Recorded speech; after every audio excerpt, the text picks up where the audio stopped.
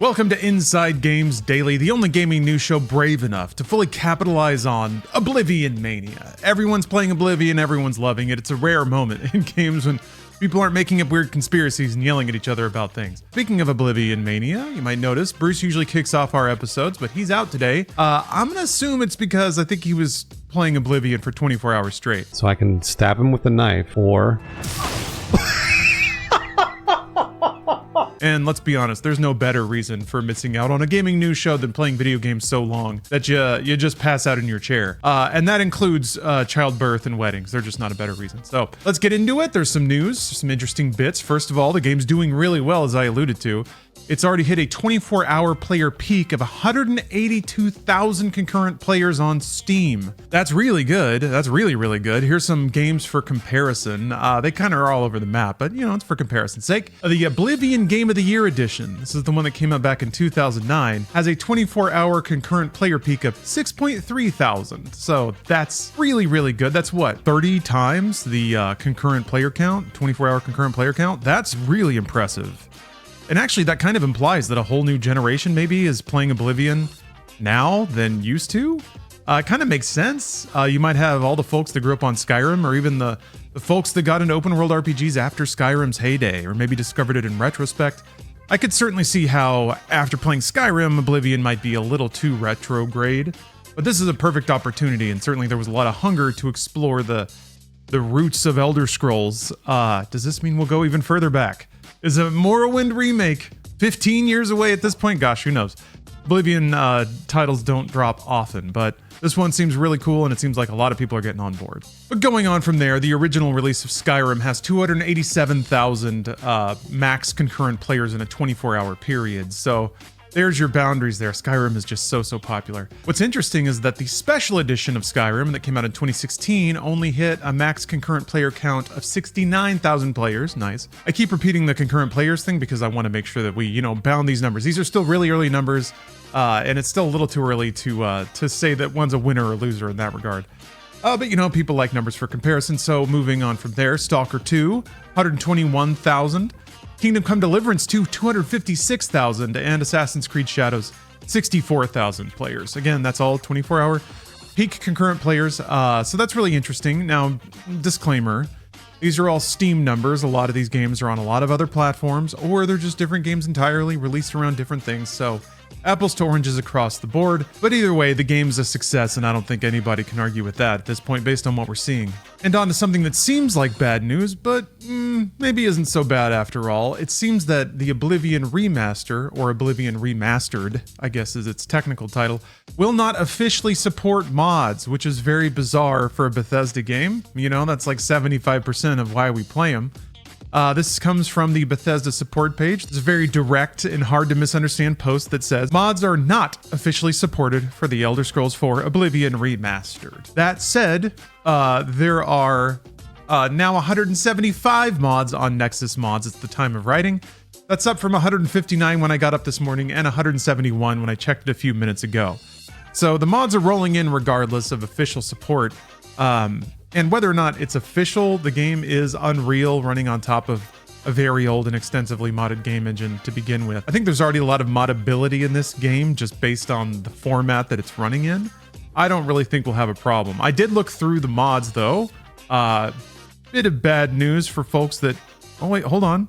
Nope, still nothing. All right. Bad news for the Gooner crew out there. I didn't see any mods that put giant anime titties on your sword yet, but there is an Agao wrap for your short sword. If you can't go 5 minutes without seeing anime women at the height of ecstasy, there is a mod for you already. Oh, they already modded in Donkey from Shrek. Well, that's good. People out there moving fast. That's about 24 hours, actually. That's about 20. That's good response time. Good job, internet. And speaking of mods, there are a lot of folks out there that were a little understandably antsy, I think, that a pending Oblivion remake might put Bethesda's intentions against mod teams that are working on large Oblivion-related projects. Specifically, there is the Skyblivion project, which is working to remake Oblivion inside of Skyrim's engine. Other companies in these situations have been less than hospitable. You know, Nintendo's deployed lawsuits, Blizzard's gone after people, usually in the wake of a competing product. You know, Nintendo has Switch 2 coming out, so they went after emulators. Blizzard had World of Warcraft Classic they were cooking up, so they shut down a lot of legacy servers. But in this case, luckily, it seems like Bethesda has not lost their chill. In fact, they gave the whole Oblivion team keys to Oblivion Remastered, which is a wonderful olive branch.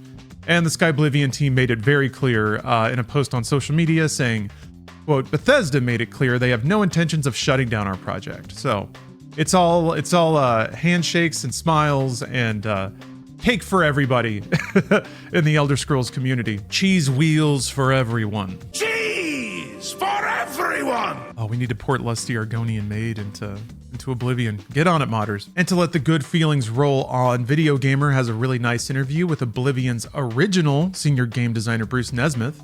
There's some really wonderful and heartwarming quotes in there of designer reflecting on 2 decades now of great work and a legacy of a game that people really enjoy. Here's a quote from Nesmith. A game that I worked on has the longevity to still generate interest 20 years later, and to be worth the effort, it sounds like considerable effort and time that Bethesda put into remastering it. I mean, there's precious few people in our industry who can say that they've been a part of something like that. And yeah, it's a relatively young industry, and I think even fewer games in that short amount of time that have stood the test of time. And Oblivion's clearly one of them. So kind words all around. Definitely worth checking out the interview if you, like Nesmith, have a lot of warm feelings towards Oblivion. And speaking of warm feelings, I'd like to thank you for watching the episode. All of this is only possible with support. And support is everything, whether it's time you're spending watching the episode, recommending this content to friends, or supporting us directly through Patreon. On that subject, I'd like to shout out a few of our supporters. Today, Rook and Pitstrip are our sterling Patreon supporters. They both managed to load all 170... Wait, hold on. How many is it up to now? All 178! 3 more got added over the course of me recording this, including the Baka Achievement Enabler and a mod that just says more damage. Great. Both Rook and Pitstrip have managed to load all 178 mods for Oblivion Remastered at the same time, and that's quite an undertaking. So thank you very much. Oh, one final reminder here at the end. If you are in the US or Canada, Switch 2 pre-orders go live tonight, or technically tomorrow, but tonight at midnight Eastern Time. Best Buy, Target, and Walmart, I think, have all confirmed that they're putting up pre-orders at midnight. GameStop on the website is 11 a.m. or in stores when doors open. There you go. Top tips, log in, have an account pre-made, have your payment method already added, add a credit card, something like that. And then maybe like just have the page up, ready to go so you can refresh, add it to cart, and you're off to the races. So best of luck out there. I've got an alert on my phone and I'll be in the corrals like everybody else, waiting to throw down money at Nintendo. So thank you again for watching, and we'll see you next time on Inside Games. A whole island with an inhuman statue appeared near Breville. As if the world wasn't crazy. Stop! You violated the law. Oh, man.